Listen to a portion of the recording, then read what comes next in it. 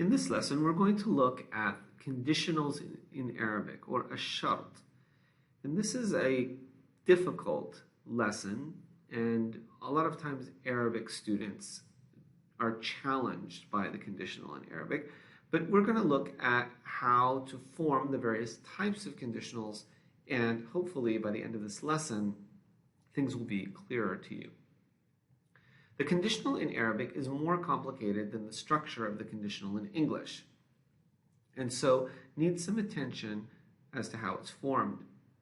The three conditional particles we will look at in this lesson are إذا, in, and لو. The first particle is إذا, and إذا comes with a past tense verb following it. However, we translate it in the present, and that's one of the interesting and challenging aspects to the use of إذا.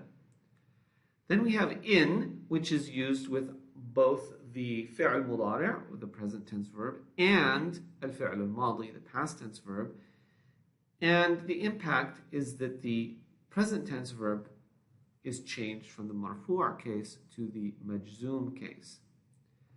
Then finally we have لو, which is impossible negation, and conditional, the impossible conditional. And here we're going to use the past tense verb الفعل الماضي. And because the past tense verb doesn't take case, there won't be any impact in terms of case. So here's an example. إذا خرجت من البيت فألبس جلبابا. If I exit, or if I go out from the house, then I will wear a jilbab. A jilbab is a type of long, flowing garment, oftentimes worn by women. So إذا خرجت من البيت فألبس جلبابا. Notice إذا here, if I go out from the house. I didn't say if I went out from the house. I said if I go, or when I go out from the house. With إذا we can translate it either with when or if. If I go out of the house, فألبس جلبابا, then I will wear a jilbab. See that the fa is used to introduce the present tense verb if it's not in the majzoom case. If I use the majzoom case, I would say ألبس جلبابا. إذا خرجت من البيت ألبس, with a sukun, جلبابا.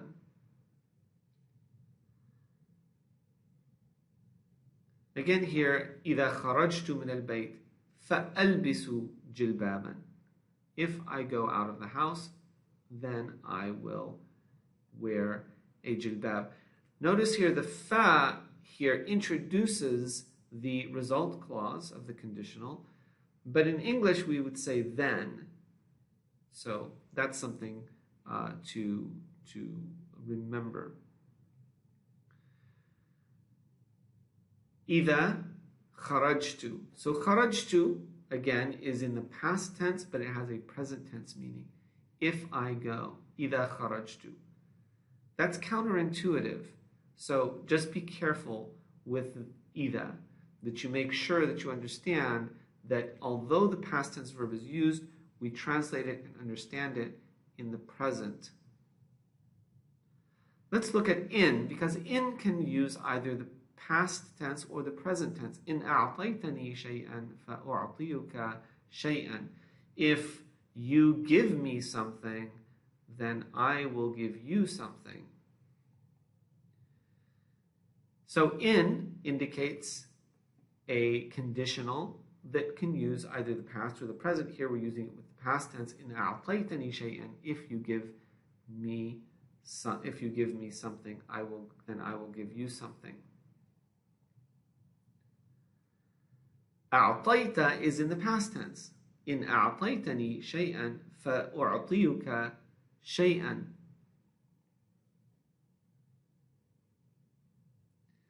Now, here's an example of in with the present tense. In تدرس.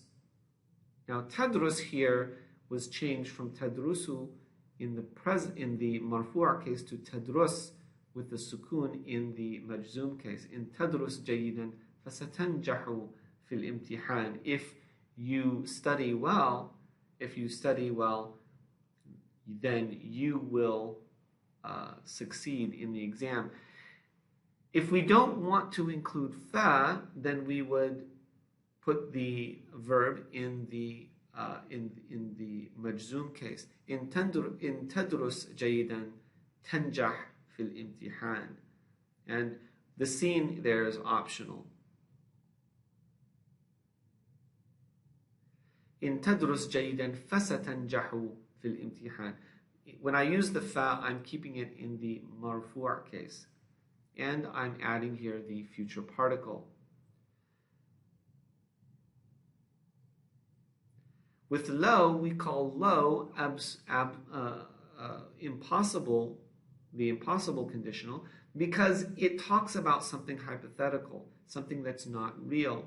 لو تكلمت معي, if you had spoken to me عن الموضوع, about the topic, لساعدتك, I would have helped you. So here, this is something that did not happen and is not going to happen in the future, and it didn't happen in the past. And so here we're going to use the past tense verb. لو تكلمت معي عن الموضوع لساعدتك. The lam there is introduces the result clause. لو تكلمت معي عن الموضوع لساعدتك. If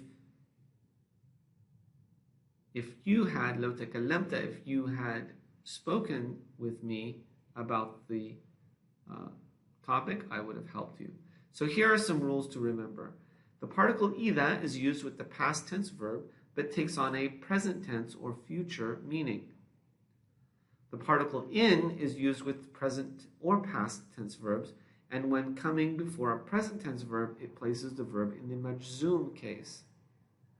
And finally, the particle law is used with impossible conditionals, and a past tense verb comes after it.